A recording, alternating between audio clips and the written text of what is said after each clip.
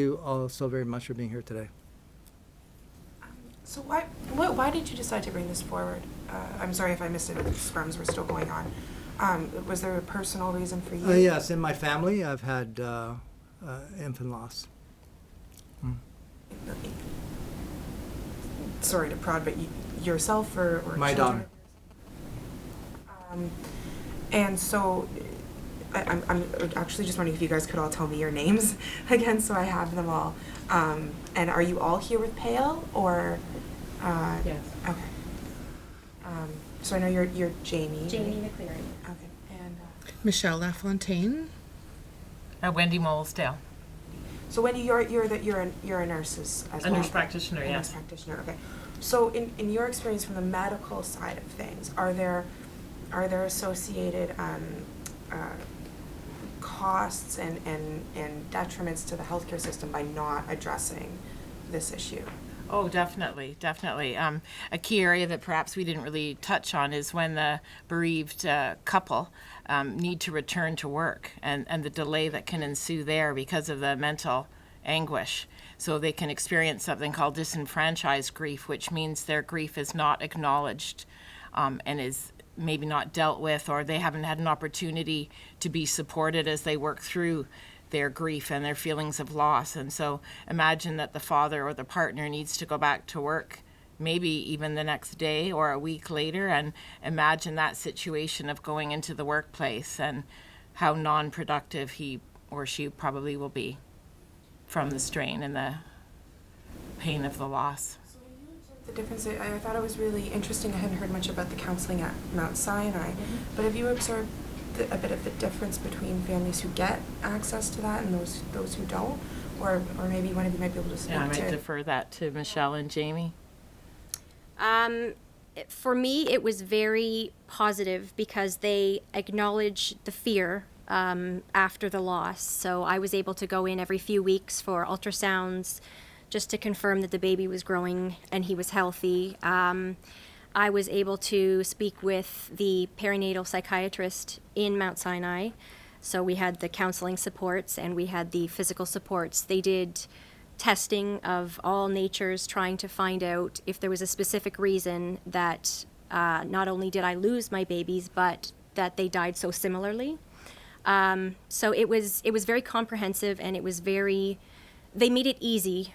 Well, as easy as it can be to go through a pregnancy after that. So I don't know how I would have gone if I hadn't had that or access to that at Mount Sinai. And how unique is that Mount Sinai program? Like, are there a couple of them? Or? It's very difficult to find anything like that. I did some internet searches afterwards when I was trying to find someone to speak with. And there are very few that I came across. I did come across a few individual doctors who would do some testing or what they could, but because Mount Sinai is so comprehensive with the cardiology units and the obstetricians and the ultrasound and psychiatry, it's virtually impossible to find that anywhere else that I was able to see.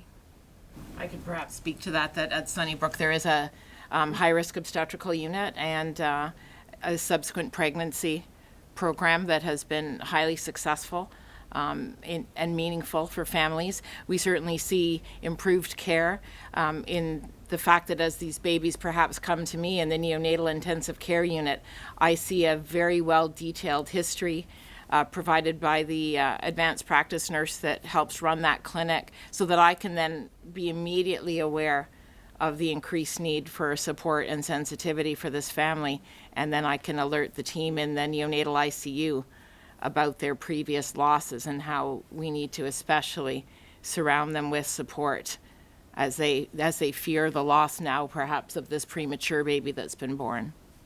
So the goal is to have that more coordinated and more equitable access across the province. For sure. And you hear that statistic all the time that the 1 in 3 pregnancies end in some kind of loss, but it's not something women talk about. It's not something we learn about in health class. But there has been a really recent, I'd say in the past 6 months to a year, more and more public conversations about this issue. and sometimes linked into the debate about IVF funding, sometimes standing on their own. Wondering if you guys have any sense if something's actually changing, or if people have just been picking up on that because we have been talking about funding, especially in this province, funding IVF. I think as far as awareness across the province, we can certainly tip our hat to social media for a lot of that awareness. Some of the events that we host at PAIL Network are commemorative events that we invite families to, and by posting on Facebook and tweeting about it, we definitely have gotten the word out that way.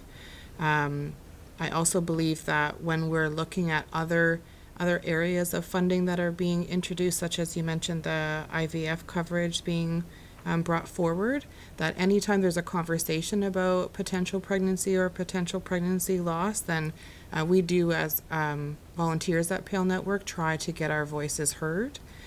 So certainly any of the events that we've hosted or any of the media releases that have gone out, we do try and spread the word to our network of volunteers. But again, it's very difficult to get more awareness across the province, and anytime there's an opportunity, we like to take it.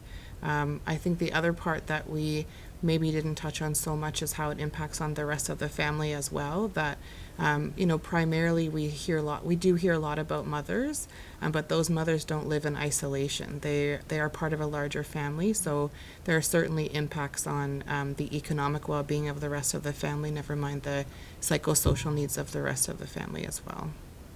There is a bit of a taboo or maybe a stigma in trying to talk about these issues. I mean, I found out after the fact that friends had gone, or relatives or acquaintances had gone through pregnancy loss, before having a successful pregnancy, and they didn't really talk about it then or going through it. Or if you do hear, it's not like there's like a Hallmark card for this kind of grief, right? Is there a way to improve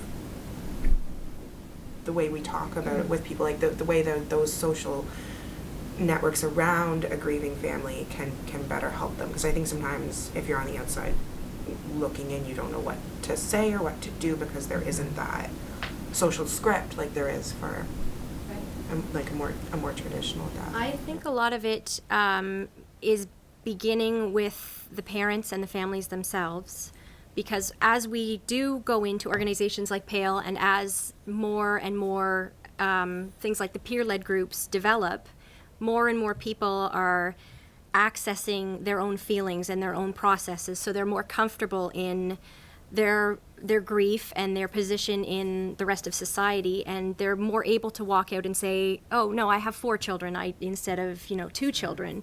So the bereaved families themselves are the ones starting the conversations, and everyone around is sort of saying, oh, okay, they're willing to talk about this, so maybe it's okay. And then it's a ripple effect, because now these people know that it is something that they want to talk about. So you yourself called yourself a mother of 5 children. Yes. Yeah. And could I add a key step to that then is to educate the frontline healthcare providers in the many different settings across the province where they encounter bereaved families, not only the hospital setting, because it's the healthcare provider that can assure the parents the feelings you're having are normal.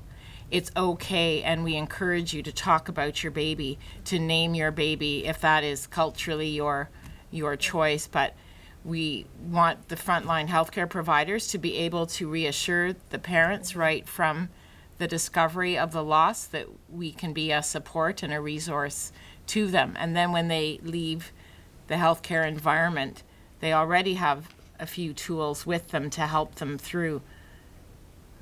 And this might be a good question for Michelle. Do you think people sometimes minimize early miscarriages versus someone losing a baby that's, full term or essentially? Absolutely. I think, speaking from personal experience, I had my loss. I have twins at 20 weeks and 5 days.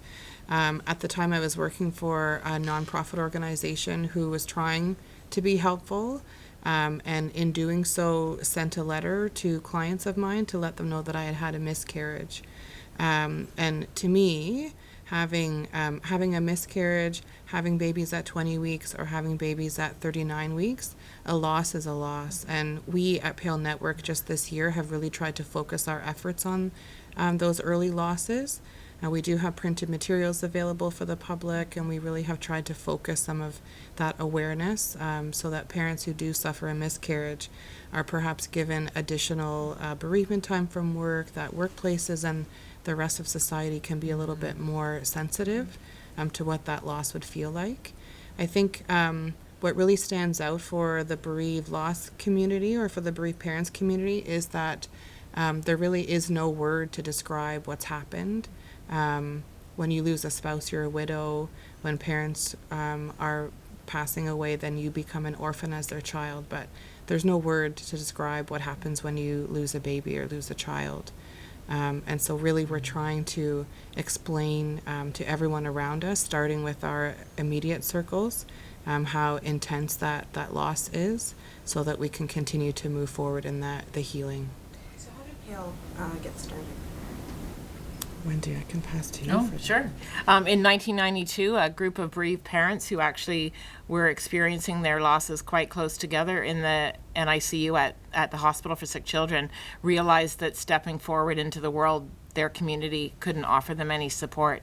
So as they were 4 couples together, they decided to band together and that they were going to do something.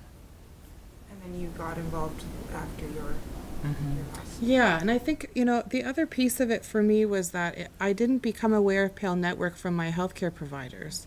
When I left the hospital after having my babies, my husband and I went home, and that was it. There was no follow-up appointment. There was no phone call a week or 2 later from the hospital or from my healthcare provider. It was, as I had said, a friend of a friend who knew someone who experienced a loss. So it's all very, very underground still about how people come to know us. Again, social media is helping with some of that we can get the word out about our very existence. But for the 37,000 families in the province that we are able to support, there are so many more that don't even know that we exist. So you guys help 37,000 families a year, or there's 37? There's 37,000 families across the province who experience loss. As far as how many we support individually, we don't have good data to support that particular number because there are times that it could be a phone call, they could be heavily involved for years, so we don't have good data to give you. And Mr. Colle, is bereavement part of the bill itself? Yes, that we're calling for more comprehensive investment in counseling programs. PAIL has had a small grant from the Trillium Network, but that's a drop in the bucket considering the thousands of families that go through this every year. And I'd just like to say that, I've been an MPP for 20 years, and I've seen thousands of bills related to health care, you name it, I've seen it. I've debates, all kinds of initiatives, committee meetings. In 20 years, I've never heard of this subject being raised. So I think that tells us there's something very wrong, that this serious health care issue is not raised as a subject in the provincial legislature of Ontario, whose main mandate as a provincial government, it's not just talking about this government, I've been here through the Conservative, all governments, its mandate is healthcare. Half of our budget is healthcare. And not to ever have any attention paid to this serious health issue over all these years, it's something, it's just astonishing that maybe it's basically a reflection of our society and why we don't talk about this serious situation that occurs and the effect it has, and the need to do research and find out why it happens and what the impact is, and how. If we don't talk about it, we're not going to get the attention. So I'm just so passionate about saying we've got to start to put this on the table as a serious health issue that needs money, that needs attention, that needs coordination, and it's got to be done. We just can't let this go on. So I guess my last question would be on the research side, talking about causes. We track very, very significantly infant mortality rates. It's actually a World Health Indicator, right? And have done a lot of work in relatively recent history on what vaccines and early things like that are given. Maybe from the medical perspective, maybe you have some insight. What kind of research is out there? Like, is this really a massive gap in sort of our medical knowledge? Well, I know with me, it was extensive testing. There was the genetic components, and then there was, it was specified around the type of loss that I experienced. But it was something that we had to pay for out of pocket, and it's very expensive testing. And it's not entirely comprehensive. So we got to the point where our testing was done and no results were found. So they decided they'd err on the side of caution and they'd treat for one that they believed it could be, but there's no evidence for it. So the testing is expensive, and if that's something that can be covered or handled by the government, then it should be available to other families who maybe can't afford to have all this testing done to find out why they keep losing babies. In terms of the research that is out there, we know that there's quite a lot of good research going on about the causes of stillbirth and how to prevent stillbirth. But to your earlier point, I think there's quite a paucity of good research about early losses, such as miscarriages and recurrent miscarriages. So I think there needs to be more funding and more research geared towards those questions. And definitely from a qualitative perspective, the lived experience of loss needs to be looked into far more through research in order to then articulate more publicly and more formally to people who, would take more, credit if it's put forward that way. In order to break the silence, as Mr. Colle alluded to, that is something that research will help to prove and to raise the awareness. Thank you guys for being so open about this. Thank you. Proud of it. Thank you for your interest. Thank you. Again, I want to say on behalf of all the families and mothers across Ontario that can't be here, for you speaking on their behalf, because you're helping all kinds of people who are not able to come forward like you have. So thank you so much, and the PAIL Network and everybody that came here today. I think this is a very, very positive initiative we're on, and together we can get this done and break the silence. Thank you so much. Thank you. Thank you.